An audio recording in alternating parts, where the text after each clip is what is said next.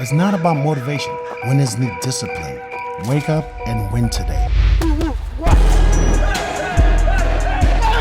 Discipline comes from within. Boxing King Media in association with Box Raw. Eddie Hearn. Eddie, we're in Manchester. I was talking about the artwork last time. I think they raised the level again. Last time it was Taylor. Yeah, again, really good. Shout out to Adam and Sam, Maria and the team. Great artwork. I think that it's important, I think when you're trying to build the narrative of a fight and you're trying to create interest in a fight, artwork's important. Everything's important. Content's important. Promo's important.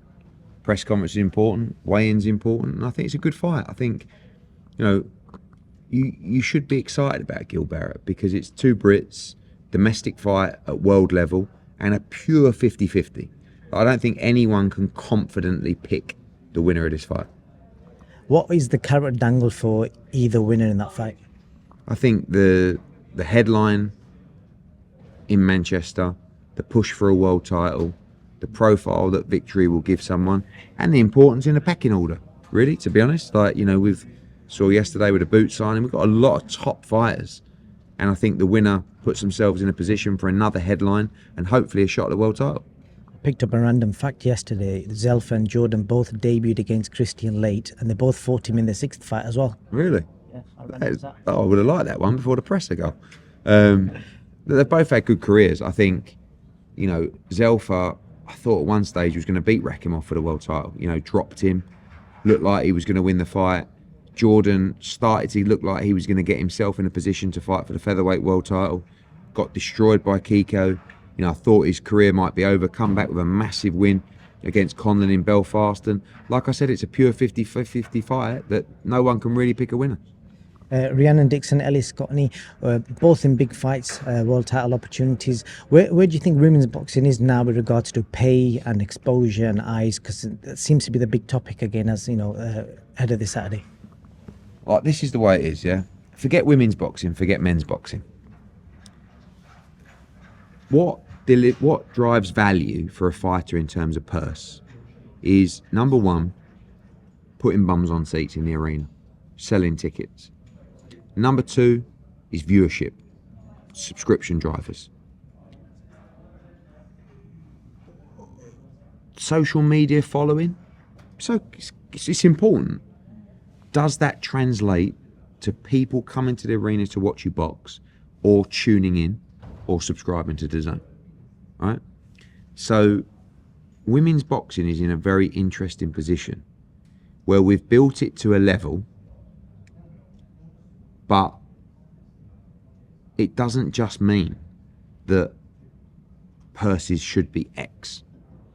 Every individual fight has its own value. And that's the same for men, the same for women. And there still isn't quite the parity between them. But things are changing a lot. I do think we're reaching quite an important moment for women's boxing where not all of it is relevant, as the same with men. Just because it's a world title fight doesn't necessarily mean that it can deliver more interest than an English title fight, But in certain occasions, certain fights, Ellie Scotney against Lefebvre, great fight. Unification fight. Rhiannon Dixon against Karen Carabajal, great fight. But every fight has a value. Where the problem comes is our interpretation of the value or our perception of the value may be completely different to a fighter's. Mostly is. But you also have to trust our knowledge and our experience of the statistics and the numbers that will give us the right number for a fight. But they don't have to agree with that. If someone says that's disrespectful or that's not the right number, you always have a choice to go elsewhere and try and get a better number.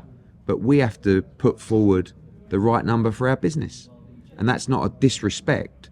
That's a knowledge of the industry and a reflection of the numbers that we see in black and white. It's a fair assessment. Just a couple more things before I let you go. Jaron Ennis, big signing. I remember messaging you about him like in 4 or 5 years ago, sending his click. I think I tagged you in on some highlight videos I did for him. What I want to ask you is regards to his deal and the future with him. I've seen you like kind of invest money into Devin Haney before, and maybe the loyalty hasn't been there. He's kind of gone and branched out and worked with different people. How much of a decision was that with regards to Jaron signing? Like, is he like long-term matchroom going to go all the way to the top with you? I don't like having. I mean, firstly on Devin, I mean, he did everything he could to stay with us, but they froze us out to the point where he had to take that fight with Lomachenko. Yeah. With Kambosos, and it was a 3-fight deal. As soon as that deal was over, he told me he'd come back to us, and he did. Obviously, we did the Prograis fight. We're involved next week. Beyond that, who knows? I believe he'll stay with us. We've got to prove our worth. So yes, 3 fights, options beyond. But our plan is to work with Boots till the end of his career. But we shouldn't get the opportunity to do so if we don't deliver, So this next 12 to 18 months is going to be really important to deliver the big fights for Boots, build him, build his profile, make him a big star, not just in Philadelphia, but across America. And then with regards to the Wembley event that everyone keeps talking about, could we potentially get a situation where it could be AJ versus Daniel Dubois rather than Fury if Dubois beats Hrgovic? We'll see. I mean, people keep talking about Dubois, Hrgovic. People talk about all these fights. They haven't been announced yet, and there's a lot of moving parts in the heavyweight division. But I do think Anthony will be fighting for the World Heavyweight Championship in his next fight. Any word on Ryan Garcia's comments about P. Diddy and Devin Haney? Not really. I mean, Ryan's wild right now, isn't he? I'm going to look forward to getting out to New York and seeing him in the flesh next week. I think Devin Haney's going to do a number on him. But Ryan under the media microscope next week in New York is going to be a lot of fun. Last thing for you, everyone celebrated Eid yesterday. Any message to the people celebrating Eid? Yeah, happy Eid, firstly. And, as you know, learning more about culture and religion as we go. We're doing a lot of work at the moment in Saudi and the Middle East. And we have a lot of fighters that have changed religion. Obviously, Devin. I saw John O'Carroll recently as well. So, yeah, many fighters. So, look forward to seeing what the future holds. Who knows? But happy Eid to all our followers, and congratulations. Eddie, thank you for your time. Win gold now. IPMB is giving away 5 24-karat gold coins to our token holders worth over $2,000 each. Let's do this. Thank you very much for this great news. It's amazing. It's never been easier to own gold, so join the raffle now.